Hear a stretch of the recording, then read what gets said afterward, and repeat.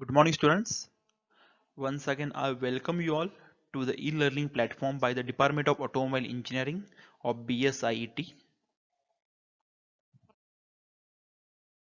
As you know, myself SB Shinde working as a lecturer in Automobile Department, and for the fifth semester, I am going to teach you the two and three wheeler technology. So, with today's video or today's lecture, we'll start with the second unit, which is known as engine fuel lubrication and emission system, and which is for the 16 marks. म्हणजे आपला पहिला chapter संपलेला आहे, तर आपण second unit जो आहे किंवा सेकंड चॅप्टरला सुरुवात करतो. त्याचं नाव आहे engine fuel lubrication and emission system, ज्याचं वेटेज आहे 16 मार्क. ठीक आहे. तर टोटल यामध्ये 6 सब युनिट्स आहेत. इंजिन आहे, त्याने इंडक्शन सिस्टीम आहे, एक्झॉस्ट सिस्टीम आहे, fuel supply system, lubrication system आणि emission system. So we'll start one by one. So in this lecture we'll see the engine for 2 and 3 wheelers. In that we'll go through the 4-stroke SI and CI engine.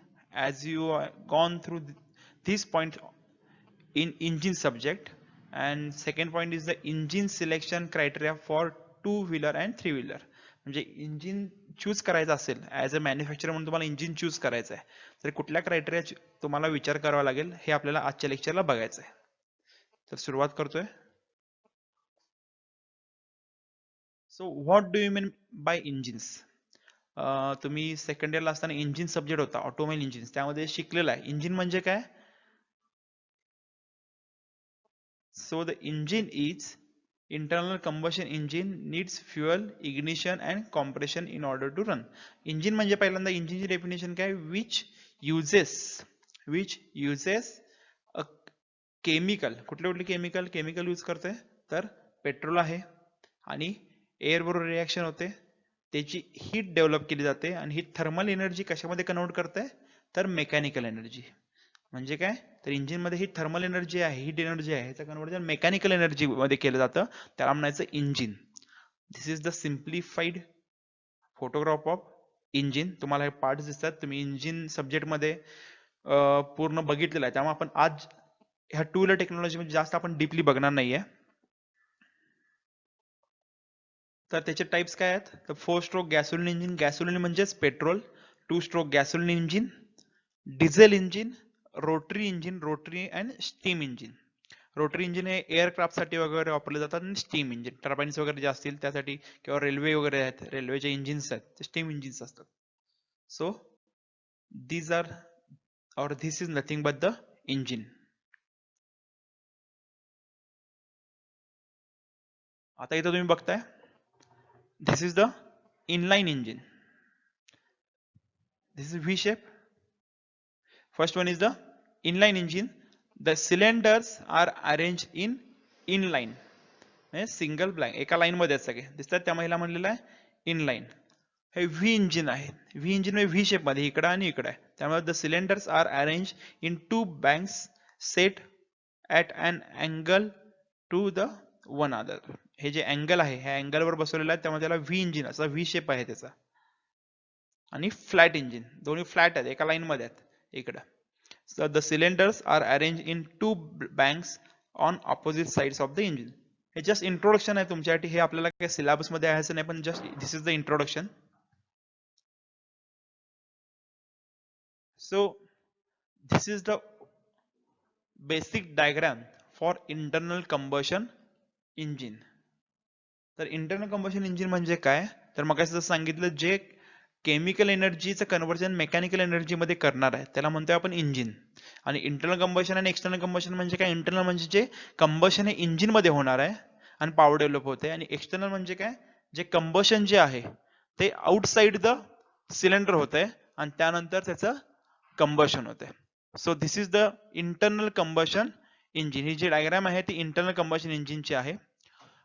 तर तुम्हाला parts दिसतात इथे, काय काय parts आहेत, तर हा तुमचा फ्लायव्हील आहे. फ्लायव्हील वरून तुमची जी पॉवर आहे ती पुढे ट्रान्समिट होते. त्यानंतर हा क्रँकशाफ्ट आहे खाली, हा तुमचा क्रँकशाफ्ट, ज्यावर हे कनेक्टिंग रॉड बसवलेले असतात. कनेक्टिंग रॉडला वर पिस्टन कनेक्ट केलेलं असतं. हे पिस्टन पिन आहे, हा पिस्टन आहे, हा कनेक्टिंग रॉड आहे. हे क्रँक पिन्स आहेत किंवा इथं बेरिंग्स बसवलेले असतात, ज्यावर हे तुमचं कनेक्टिंग रॉड माउंट केलेलं असतं. हे तुमचं सिलेंडर झालं किंवा तुमचं कंबशन चेंबर म्हणला तरी चालेल. हा झाला तुमचा वरचा कॅम्पशाफ्ट. हा झाला तुमचा कॅम्पशाफ्ट. तर एक आहे तुमचा इनटेक वॉल, एक आहे तुमचा एक्झॉस्ट वॉल. नेहमी लक्षात ठेवायचं, इनटेक वॉल हा एक्झॉस्ट वॉल पेक्षा मोठा असतोय. इंजिन मध्ये तुम्ही शिकला असणार आहे. तर हे तुमचे 4 स्ट्रोक दाखवलेले आहेत. तर हे this is the overview of IC engine. काय काय पार्ट्स आहेत तर flywheel, connecting rod, crankshaft, piston, piston pin, camshaft आणि वॉल्स. वॉल्स मध्ये 2 आहेत, एक इंटरनल आणि इनलेट आणि एक एक्झॉस्ट वॉल. ठीक आहे, ही डायग्राम तुम्हाला काढायची आहे. आता आपण working. Now in this slide we'll see the working of 4-stroke SI engine. तुम्ही इंजिन मध्ये शिकलेला आहे की SI इंजिन वर्क होताना ते 4 स्ट्रोक मध्ये वर्क होत आहे. It works on a 4 stroke. कुठले कुठले स्ट्रोक आहेत तर सक्शन आहे, कॉम्प्रेशन आहे, पॉवर आहे आणि एक्झॉस्ट आहे. सक्शन म्हणजे काय तर ज्यावेळी एअर फिल्ड मिक्सचर आतमध्ये घेतात, कॉम्प्रेशनला ते कॉम्प्रेस केलं जातं, पॉवरला त्यामध्ये पॉवर डेव्हलप केली जाते आणि एक्झॉस्टला ते गॅसेस बाहेर पाठवले जातात. तर आपण वन बाय वन बघूया. This is the basic diagram for engine. काय काय दाखवलेलं आहे त्यामध्ये क्रँकशाफ्ट आहे, कनेक्टिंग रॉड आहे, पिस्टन आहे, हा सिलेंडर आहे किंवा कंबशन चेंबर आहे, inlet valve, exhaust wall, manifold आहे, स्पार्क प्लग आहे. So this is the basic diagram. So the first stroke of engine is the intake stroke, और त्यालाच म्हणायचं आहे इनलेट स्ट्रोक, और त्याला अजून एक नाव आहे, त्याला सक्शन स्ट्रोक. तर सक्शन स्ट्रोकच्या वेळी काय होत आहे, piston moves from the TDC to BDC. TDC म्हणजे top dead centre to bottom dead centre. Piston move होतोय आणि त्यावेळी सक्शन क्रिएट झालं. सक्शन म्हणजे काय, एक्झाम्पल जर बेसिक एक्झाम्पल द्यायचं झालं तर तुम्ही रंगपंचमी खेळताना पिचकारीने खेळताय, बरोबर आहे. तर पिचकारी जेव्हा तुम्ही बादलीमध्ये बुडवताय आणि तुम्ही रॉड मागे उडताय, त्यावेळी काय होतंय, त्या पिचकारीमध्ये सक्शन क्रिएट केलं जातं आणि त्यामुळे ते पाणी जे आहे, कलर आहे, तो त्या पाण्या तुमच्या पिचकारीमध्ये येतोय, पिचकारीच्या जो ड्रम मध्ये येतोय आणि नंतर तुम्ही प्रेस केल्यानंतर तो बाहेर पडतोय. So this is the basic principle की सक्शन क्रिएट केलं जातं, त्यावेळी इनलेट वॉल ओपन असतोय आणि त्यावेळी एअर अँड फ्युएल मिक्सचर जे आहे ते आतमध्ये तुमच्या कंबशन चेंबर मध्ये येते. So this is the suction stroke.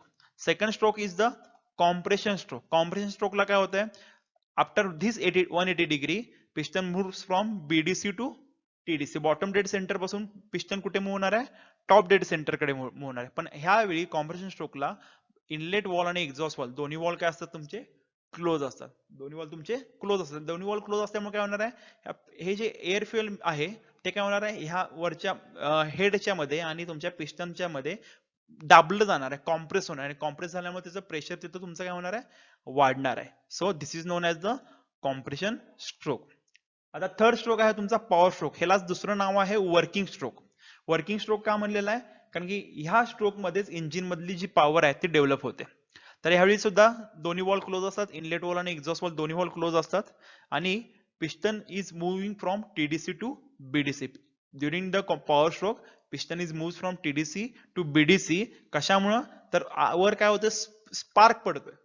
Spark काय होतं, फायर होते. स्पार्क फायर झाल्यामुळे काय होतंय, आतमध्ये एअर फ्युएल मिक्सचर असणार आहे ते कॉम्प्रेस झालेलं आहे, त्याचं प्रेशर टेम्परेचर वाढलेलं आहे आणि त्यातच हे काय झालेलं आहे, जी स्पार्कची जी स्पार्क फायर झालेला आहे किंवा त्याची ठिणगी जी पडते त्यामुळे काय होतंय, एअर फ्युएल मिक्सचर बर्न होतंय, मोठा त्याचा स्फोट झाला ते बर्न होतंय आणि बर्न झाल्यामुळं त्या प्रेशरमुळे पिस्टन परत काय होतंय, टीडीसी कडून बीडीसी कडे मूव्ह होतंय.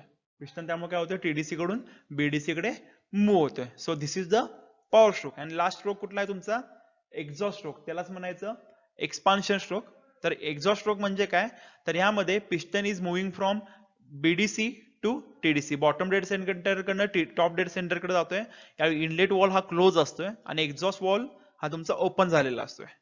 तर ह्याचं कारण काय आहे, तर जेव्हा बीडीसी कडनं टीडीसी कडे तुमचं पिस्टन मूव्ह होणार आहे त्यावेळी काय होणार आहे, हे जे बर्न झालेले गॅस आहेत, हा पॉवर स्ट्रोक झाल्यानंतर जे गॅसेस बर्न झालेले आहेत, धूर जो असणार आहे तुमचा तो काय होणार आहे, ह्यातून बाहेर ढकलायचा आहे. तर पिस्टन जेव्हा बीडीसी कडून टीडीसी कडे मूव्ह होतोय, त्या गॅसेसना काय करतोय, पुश करतोय बाहेर जाण्यासाठी.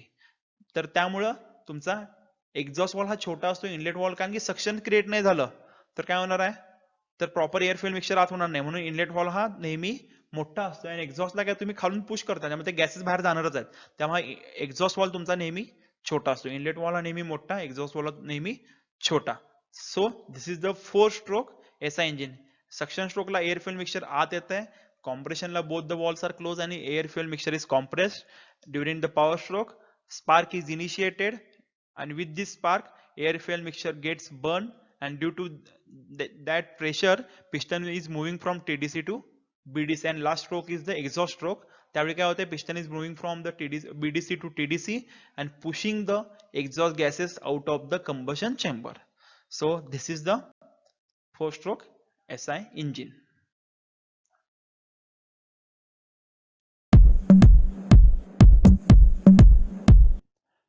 In this slide, we'll see the working of 4-stroke SI engine.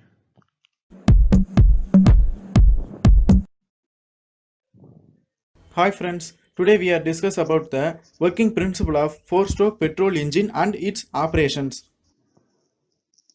This is the construction of engine. It have piston, connecting rod, cylinder, camshaft and spark plug, intake valve and exhaust valve. The piston is defined as the short solid piece of metal. It moves up. In stroke 1, the piston moves downwards, decreasing the pressure in the cylinder. Then the intake valve opens. A mixture of air and fuel flows from the carburetor into the cylinder. In stroke 2, both intake and exhaust valve are closed. The piston moves upward, compressing the mixture of air and fuel and thereby increasing its temperature. In stroke 3, the spark plug ignites the compressed and heated mixture of fuel and air. The explosion pushes the piston down.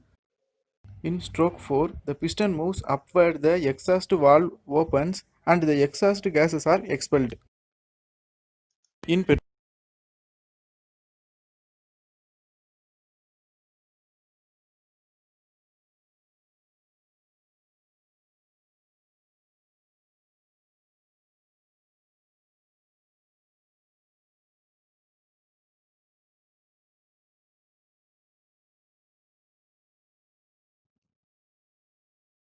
Now the next one is the 4-stroke CI engine. In 4-stroke CI engine, during the suction stroke, piston is moving from the same TDC to BDC. The only difference is that in CI engine, only air is induced inside the combustion chamber. म्हणजे SI इंजिनच्या वेळी काय होत होतं, SI इंजिनच्या वेळी air आणि fuel mixture इकडे बाहेर तुमचं मिक्स व्हायचं आणि ते तुमच्या कंबशन चेंबर मध्ये आपण इनलेट वॉल्व मधनं घेत होतो. पण in case of this CI इंजिनच्या वेळी काय होते, फक्त आपण एअर आतमध्ये घेतोय, इनलेट वॉल्व ओपन होतोय जेव्हा piston TDC to BDC move होतोय, इनलेट वॉल्व ओपन होतोय आणि फक्त एअर आतमध्ये सक केले जाते. सेकंड स्ट्रोकला सेम आहे, दोन्ही वॉल्स क्लोज असणार आहेत, इनलेट वॉल एक्झॉस्ट वॉल, आणि इथं फक्त एअर जी आहे आतमध्ये घेतलेली एअर आहे, एअरचं फक्त कॉम्प्रेशन होत आहे, एअर फक्त कॉम्प्रेस केली जाते, त्याचं टेम्परेचर प्रेशर वाढत आहे. आता थर्ड स्ट्रोक सुद्धा हा त्यामध्ये थोडा डिफरन्स आहे SI आणि CI इंजिन मध्ये, की SI इंजिन मध्ये आपण एक स्पार्क प्लग वापरत होतो, म्हणजे बर्निंगसाठी आपण एक स्पार्क प्लग वापरत होतो. तर ह्यामध्ये ते वापरत नाही, आपण स्पार्क प्लग वापरत नाही, तर त्याच्याऐवजी फ्युएल इंजेक्टर वापरतो, जे हाय प्रेशराइज फ्युएल जे आहे, fine automised high pressure fuel जे आहे, ते आतमध्ये पॉवर स्ट्रोकच्या वेळी सक करतं, प्रेशरमध्ये आतमध्ये सोडलं जातं, आणि जेणेकरून याच्या प्रेशरमुळं आणि तुमचे कॉम्प्रेस झालेले एअर जे आहे याचं प्रेशर आणि हायर टेम्परेचरमुळे एअर फ्युएल मिक्सचर जे होतं मिक्स होतं आणि ते बर्न होतंय. इथं स्पार्क प्लग वापरत नाही आपण, इथं काय कशामुळे होतंय, तर हायर टेम्परेचर आणि प्रेशर आणि प्लस फ्युएल इंजेक्टर मधनं आपण जे फ्युएल स्प्रे करतोय त्याच्यामुळं फ्युएल काय होतं, इथलं बर्न होतंय, फ्युएल तुमचं काय होतंय, बर्न होतंय. आणि at the end of the exhaust स्ट्रोकच्या वेळी काय होतंय, inlet valve is close, exhaust valve is open, and piston is pushing exhaust gases out of the combustion chamber. म्हणजे पिस्टन BDC कडनं TDC कडे मूव्ह होतोय, इनलेट वॉल क्लोज आहे, exhaust valve open होतोय आणि तुमचे गॅसेस तुमचे बाहेर मूव्ह होतात. So this is the basic working of 4-स्ट्रोक CI engine. Only difference is that इनलेटच्या वेळी यामध्ये एअर येते, कॉम्प्रेस होताना फक्त एअर कॉम्प्रेस होते, आणि पॉवरच्या वेळी काय होतंय, SI इंजिन मध्ये स्पार्क पडायचा, पण ह्यामध्ये काय होतंय, फ्युएल इंजेक्टर मधनं fine automised high pressure fuel आतमध्ये स्प्रे केलं जाते आणि त्यामुळे त्यांचं कंबशन होतंय. So this is the working of 4-stroke engine, CI engine. So we'll see the difference or comparison of SI and CI engine. SI and CI engine, it works on auto cycle. SI engine म्हणजेच तुमचं auto cycle म्हणजेच petrol cycle. CI engine works on diesel cycle. During the intake or suction stroke, air fuel is used. म्हणजे SI engine मध्ये air fuel mixture आतमध्ये घेतलं जाते. CI engine मध्ये only air is sucked inside the combustion chamber. SI इंजिनच्या वेळी काय आहे, the fuel use petrol which is highly volatile, self ignition temperature is high. म्हणजे तुम्ही बघताय कम्पेअर जर केलं फ्युएल आणि पेट्रोल आणि डिझेल, तर पेट्रोल जे ते व्होलेटाईल आहे, लगेच पेट घेते. The fuel use is diesel which is low volatile आणि सेल्फ इग्निशन टेम्परेचर काय आहे, कमी आहे. त्यानंतर चौथा पॉईंट आहे, the fuel is supplied by carburettor. SI engine मध्ये कार्बोरेटर वापरतात, त्यामध्ये मिक्स होते आणि ते तुमच्या इनलेट वॉल्व मधून आत येते. यामध्ये इंजेक्टर मधून स्प्रे होते सीआय इंजिन मध्ये. SI engine high speed because due to light weight. SI इंजिनचं वेट कमी असते कारण त्याचं कॉम्प्रेशन रेशो कमी आहे. सीआय इंजिनचं कॉम्प्रेशन रेशो जास्त आहे, त्यामुळं पार्ट्स जे आहेत ते सगळे हेवी पार्ट्स आणि मोठं इंजिन होत आहे, त्यामुळं इट इज हेवी. त्याचं वेट जे आहे ते जास्त आहे. स्मॉल कार्स मध्ये वापरलं जातं, स्मॉल सेगमेंट जे कार्स वगैरे आहेत. आणि डिझेल इंजिन जे आहे ते generally heavy vehicle, transportation vehicles यासाठी वापरलं जातं. कॉम्प्रेशन रेशो किती आहे एसआय इंजिनचा, 6:10 आणि सीआय इंजिनचा 16:20. एसआय इंजिन तुम्ही एक्सपिरियन्स केला असाल, आवाज एकदम सायलेंट ऑपरेशन होते असते, एकदम सायलेंट. गाडी जरी शेजारी आली तरी तुम्हाला कळणार नाही. तेच सीआय इंजिनचा थोडासा आवाज तुम्हाला जास्त जाणवेल. SI engine less production of hydrocarbon. CI engine मध्ये हायड्रोकार्बन जे हार्मफुल आहेत आपल्याला, अनबर्न हायड्रोकार्बन, तसेच एअर फ्युएल मिक्सचर बाहेर पडतात, ते सीआय इंजिन मध्ये जास्त आहेत.